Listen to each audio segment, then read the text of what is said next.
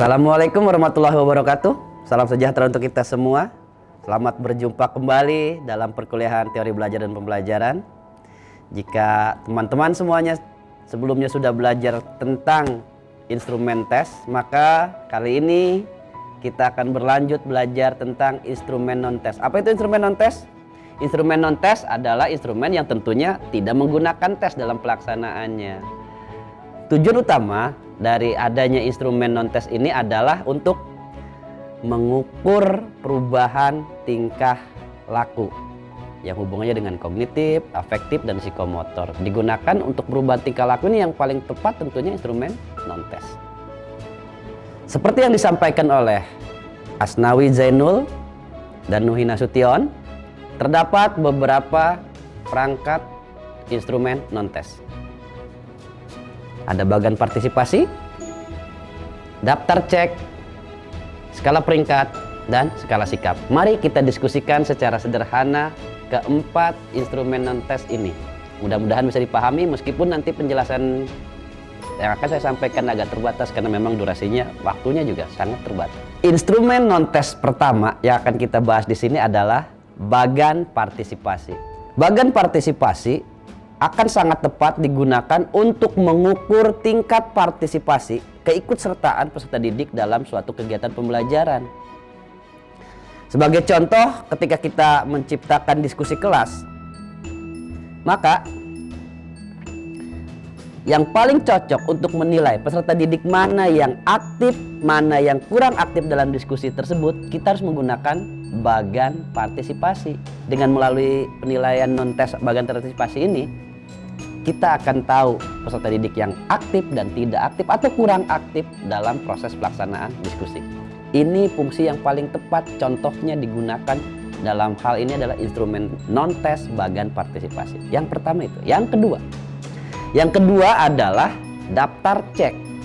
Daftar cek ini digunakan untuk menyalakan, artinya untuk mengetahui ada tidaknya, muncul tidaknya, terjadi tidaknya suatu karakteristik peristiwa unsur dalam proses belajar mengajar yang sering saya gunakan sebagai pendidik dalam bidang pendidikan khusus. Misalnya, apakah seorang peserta didik dengan kondisi hambatan penglihatan dia tertidur dalam kelas selama belajar berapa kali, atau dia bertanya berapa kali, seperti itu. Banyak contoh-contoh yang lainnya yang jelas digunakan untuk menilai, mengukur karakteristik kejadian atau unsur yang muncul dalam proses pembelajaran. Daftar cek ini juga dapat mengukur hasil belajar berupa produk, prosedur, atau proses yang ada dan dihasilkan dari proses belajar mengajar. Itu fungsi dari daftar cek. Next, yang ketiga yaitu adalah skala peringkat. Skala peringkat ini akan sangat baik digunakan untuk mengukur sebuah hasil observasi yang menunjukkan sesuatu hubungannya dengan bidang atau sesuatu yang lainnya. Jadi, posisi kedudukan sesuatu yang kita sedang pelajari, kita amati ini, kita hubungkan dengan apa yang berkaitan dengan hal tersebut.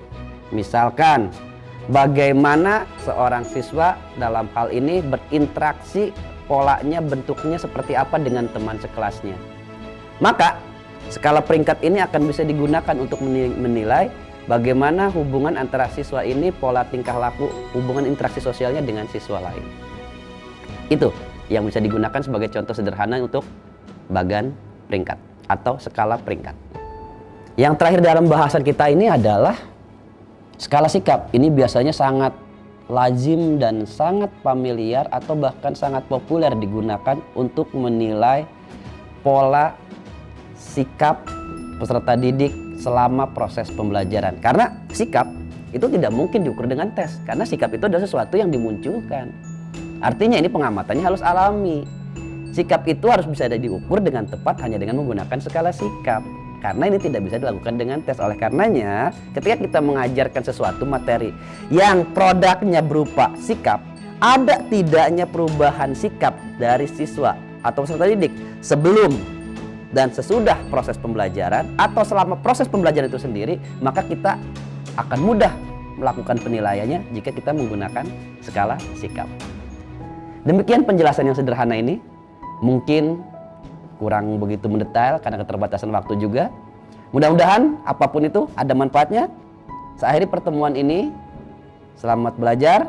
Terima kasih atas perhatiannya. Salam sejahtera untuk kita semua. Wassalamualaikum warahmatullahi wabarakatuh.